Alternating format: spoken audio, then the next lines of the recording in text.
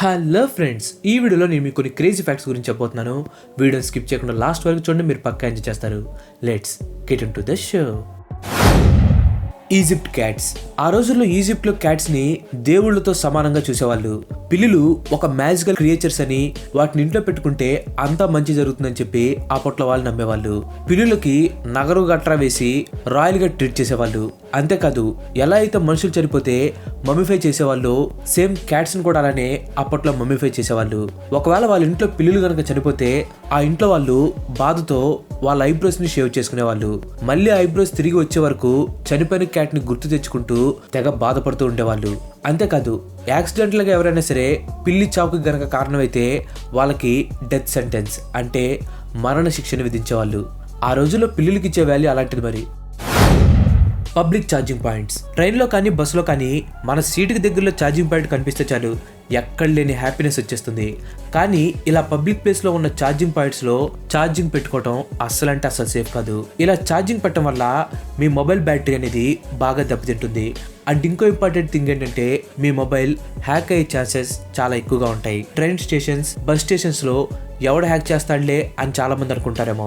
అలా అనుకుంటే మీరు పొరబడినట్లే. ఇక్కడే 80% మొబైల్స్ అన్ని హ్యాక్ అవటం జరుగుతుంది. అసలు మీ మొబైల్స్ హ్యాక్ అయినట్లు మీకు కూడా తెలీదు. ఒకసారి మీరు ఆ పబ్లిక్ గా ఉన్న యూఎస్బికి కనెక్ట్ చేసి ఛార్జింగ్ పెట్టుకున్నారంటే మీరు లాక్ వేస్తున్నా కానీ మీ మొబైల్ హ్యాక్ అయిపోతుంది. లేదు, నేను పబ్లిక్ గా ఉన్న యూఎస్బిని యూజ్ చేయను, నా ఛార్జర్ని తీసుకొని వెళ్ళి పబ్లిక్ ఛార్జింగ్ లో ఛార్జింగ్ పెట్టుకుంటానంటారా? ఓకే, హ్యాక్ అయితే అవ్వదు, కానీ మీ బ్యాటరీ అయితే ఖచ్చితంగా దెబ్బతింటుంది. సో మీరు ట్రావెలింగ్ చేసేటప్పుడు బెస్ట్ ఆప్షన్ ఏంటంటే ఒక పవర్ బ్యాంక్ని దగ్గర పెట్టుకోండి. నాకు తెలిసి పవర్ బ్యాంక్ని ఫుల్ ఛార్జింగ్ పెట్టుకుంటే ఈజీగా మీ మొబైల్ 2 సార్లు ఫుల్ ఛార్జింగ్ అయిపోతుంది. సో జర్నీ చేసేటప్పుడు పవర్ బ్యాంక్ని యూజ్ చేయండి, కానీ ఇలా పబ్లిక్ ఛార్జింగ్ పాయింట్స్ మాత్రం అసలు యూజ్ చేయకండి. ఈ సాంగ్ గుర్తుపెట్టుకోండి. ఈ ఫ్యాక్ట్ అయిపోయిన తర్వాత మీకే అర్థమవుతుంది. యుఎస్ఏలో ఒక ఇంట్లో దొంగ పడ్డాడు. దొంగతనం చేయడానికి వచ్చిన అతను చూసి ఆ ఇంట్లో ఉన్న కపుల్ పెద్దగా అరవడం స్టార్ట్ చేశారు. దీంతో అతనికి ఏం చేయాలో తెలియక వెంటనే ఇంట్లో నుంచి బయటకు వచ్చేసి పక్కనే ఉన్న వుడ్స్ లోకి పారిపోయాడు. వుడ్స్ అంటే అడవి లాంటిది అనమాట. సో అడవి లాంటి దాంట్లోకి అతను పారిపోయాడు. సో అలా అతను పారిపోయిన వెంటనే ఆ కపుల్ ఎవరైతే ఉన్నారో వాళ్ళు పోలీసులకు కంప్లైంట్ చేశారు. పోలీసులు వచ్చి మొత్తం వెతికారు, కానీ ఆ దొంగ మాత్రం అసలు కనిపించలేదు. బాగా ఆడాడు కదా. అతను బాగానే ఆడాడు, బట్ అసలు స్టోరీ వింటే ఎంత బాగా ఆడాడో మీకే తెలుస్తుంది. ఆ దొంగ కనిపించలేదని చెప్పి అంతా ఎవరి దారిన వాళ్ళు వెళ్ళిపోతూ ఉన్నారు. కానీ కొన్ని గంటల తర్వాత సేమ్ ఏరియా నుండి ఆ ఎమర్జెన్సీ నెంబర్ 911కి ఇంకొక కాల్ వచ్చింది. ఆ కాల్ చేసింది మరెవరో కాదు, ఆ అడవిలోకి పారిపోయి చూడండి ఆ దొంగే. ఆ అడవిలో పారిపోయిన తర్వాత అతనికి బయటికి ఎలా రావాలో అర్థం కాలేదు. ఇంకా చేసేది లేక టెన్షన్తో 911కి కాల్ చేసి మొత్తం స్టోరీని చెప్పాడు. పోలీసులు నీట్గా వచ్చి అతను అరెస్ట్ చేశారు. సో ఫస్ట్లో ఒక పాట చెప్పాను కదా, అది దీని గురించి అనమాట. మీసాల స్ట్రైక్. ఇప్పుడంటే అమ్మాయిల కోసం ఇన్స్టాగ్రామ్ రీల్స్ కోసం మీసాలు గడ్డాలు తెగ పెంచేస్తున్నారు. కానీ 1900s మీసాలు గడ్డాలు పెంచడం అనేది ఓన్లీ హైర్ క్లాస్ వాళ్ళకే అని చెప్పి ఒక రూల్ ఉండేది. బాగా డబ్బున్న వాళ్ళు మాత్రమే మీసాలు గడ్డాలు పెంచాలి అని రూల్ ఉండేది. వాళ్ళ ఇంట్లో ఉండే సర్వెంట్స్ కి, వాళ్ళ కింద పనిచేసే వాళ్ళకి అస్సలు కంటే అసలు మీసాలు గడ్డాలు పెంచడానికి పర్మిషన్ ఇచ్చేవాళ్ళు కాదు. సేమ్ ప్యారిస్ లో కూడా ఇదే జరిగింది. 1907లో రెస్టారెంట్స్ అండ్ హోటల్లో పనిచేసే సర్వర్స్ అండ్ వెయిటర్స్ కి ఫేషియల్ హెయిర్ ఉండకూడదని చెప్పి ఒక రూల్ తీసుకొచ్చారు. దీంతో బాగా హర్ట్ అయిన ఆ సర్వర్స్ అండ్ వెయిటర్స్ స్ట్రైక్ కి దిగారు. ఈ స్ట్రైక్ ని the great Paris mustache strike of 1907 అని అంటారు. అప్పట్లో వాళ్ళ స్ట్రైక్ హిట్ అయ్యి మస్టాచ్ రూల్ అనేది తీసేశారు. వెయిటర్ అయినా, సోల్జర్ అయినా, సాఫ్ట్వేర్ ఇంజనీర్ అయినా సరే మీసాలు గడ్డాలు పెంచుకోవచ్చు అని చెప్పి అక్కడ రూల్ని పాస్ చేశారు. మీసాలకి గడ్డాలకున్న వాల్యూ మీకేం తెలుసాయా? ఆ మీసాలు గడ్డాలు రాని వాళ్ళు మీరు హట్ అవ్వద్దు. మీరు కూడా ఏదో ఒక రోజు 7 o'clock బ్లేడ్తో 6 o'clock లేచి షేవ్ చేసుకునే రోజులు వస్తాయి. ఏం బాధపడకండి, తొందరలోనే ఉన్నాయి ఆ రోజులు. రీసెంట్గా పాకిస్తాన్ ఇండియా పైన గెలిచింది. అందరం చాలా బాధపడ్డాం. దాని గురించి అయితే నేను ఎక్కువ మాట్లాడను. కానీ వాళ్ళు గెలిచారని చెప్పి మన దగ్గర చాలా మంది తెగ పార్టీలు చేసుకున్నారు. కొంతమంది కాలేజ్ అమ్మాయిలు అయితే ఒళ్ళు మర్చిపోయి మరీ సెలబ్రేషన్స్ చేసుకున్నారు. సేమ్ అలాగే యూపీలో ఒక అతని వైఫ్ ఇంకా అతని మామ ఇద్దరు కలిసి పాకిస్తాన్ గెలిచిన వెంటనే తెగ సంబరాలు జరుపుకున్నారు. కానీ ఆ హస్బెండ్ మాత్రం ట్రూ ఇండియన్. వాళ్ళ సెలబ్రేషన్స్ ని వీడియో తీసి వెళ్లి వెంటనే పోలీసులకు కంప్లైంట్ ఇచ్చాడు. సో దీంతో వాళ్ళ భార్య పైన అండ్ అలాగే వాళ్ళ మామ పైన FIRని రిజిస్టర్ చేశారు. బాగైందా? ప్రతిదానికి ఓవర్ ఎక్స్ప్రెషన్. కుకుంబర్. ఇప్పుడు మీకు ఒక హెల్దీ అండ్ యూస్ఫుల్ టిప్ చెప్తాను. ఏదో ఒక కారణం చేత మన నోటి నుంచి అప్పుడప్పుడు బాగా దుర్వాసన వస్తూ ఉంటుంది అండ్ చాలా మందికి ఇది బాగా ఎక్కువగా ఉంటుంది. సో అలా ఇబ్బంది పడుతున్న వాళ్ళకి నేను ఇప్పుడు ఒక చిన్న చిట్కా చెప్తాను. మేబీ అది మీకు బాగా యూజ్ అవ్వచ్చు. ఏం లేదు, చిన్న కుకుంబర్, అదే కీరదోసకాయ అంటారు కదా, దాన్ని ఒక స్లైస్ చేసి మీ నోటి పైన ఇదిగో ఇలా పెట్టుకోండి. అలా మీరు ఒక 30 సెకండ్స్ నుంచి 1 మినిట్ వరకు పెట్టుకోండి. అంతే.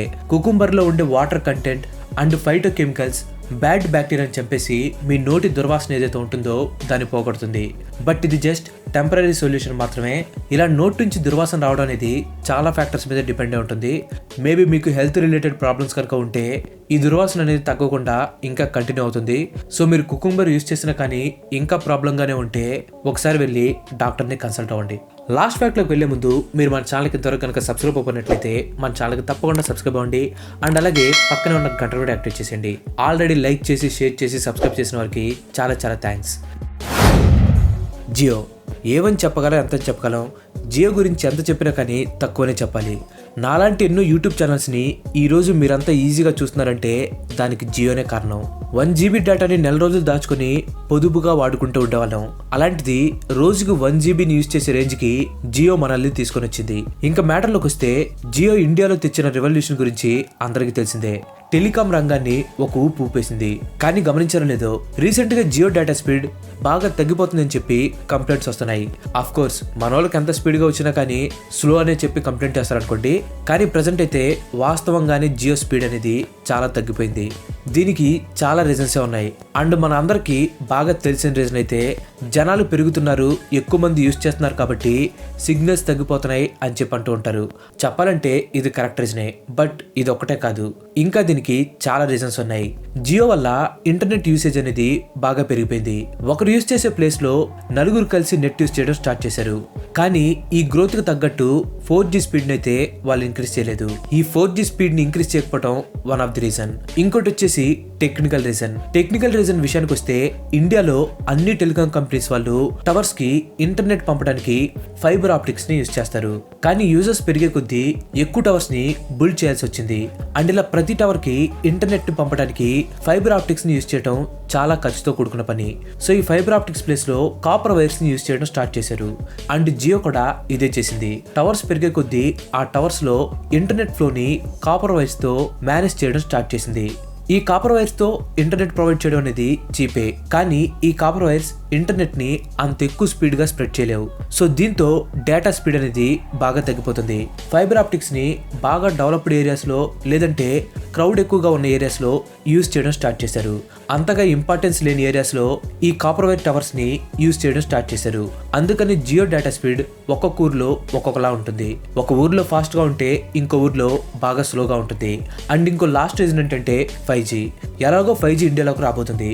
సో ఇంకా ఎందుకు ఈ 4G టెక్నాలజీని డెవలప్ చేయడం అని చెప్పి టెలికాం కంపెనీస్ అనుకుంటున్నాయి. అందుకే యూజర్స్ పెరుగుతున్నా కానీ 4G టెక్నాలజీ మాత్రం అప్డేట్ అవ్వట్లేదు అండ్ వాటి స్పీడ్ కూడా పెరగట్లేదు. సో ఈ రీజన్స్ వల్లే జియో నెట్ స్పీడ్ అనేది కొన్ని ఏరియాస్ లో బాగా పడిపోయింది. Thanks for watching. ఈ వీడియో కనుక మీకు నచ్చినట్లయితే లైక్ చేయండి, షేర్ చేయండి. అండ్ అలాగే నేను నెక్స్ట్ ఎపిసోడ్ మిస్ కావద్దు అనుకుంటే నా ఛానల్కి తప్పకుండా సబ్స్క్రైబ్ అవ్వండి. ఇంకో మంచి ఎపిసోడ్తో మళ్ళీ కలుద్దాం. Till then bye bye. Have nice day.